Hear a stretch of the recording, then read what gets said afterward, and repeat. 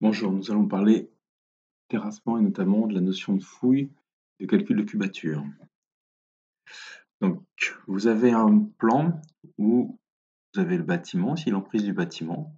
Si on fait une coupe comme ceci, qu'on rabat, on a l'emprise du bâtiment. On décale de 1 mètre ici de chaque côté pour pouvoir faire les murs branchés. Donc souvent la semelle est au niveau du fond de fouille.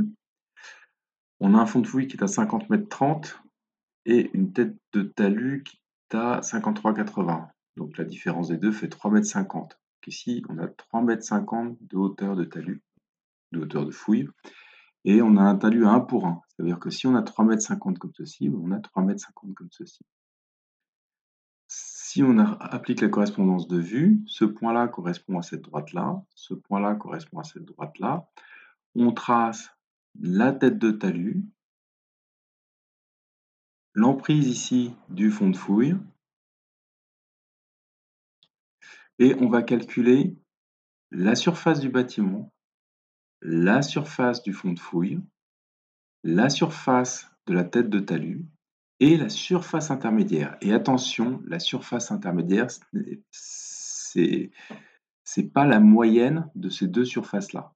D'accord? Quand on fait le calcul, on a une hauteur de fouille de 3,50 m, on calcule petit b, grand B et S, et on constate que 395 m², c'est pas la moyenne de ces deux surfaces-là.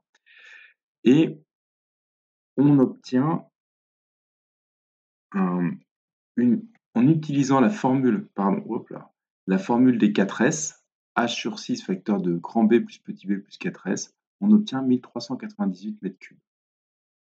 Voilà. Maintenant, on va faire ce travail sur Revit et voir ce que ça donne.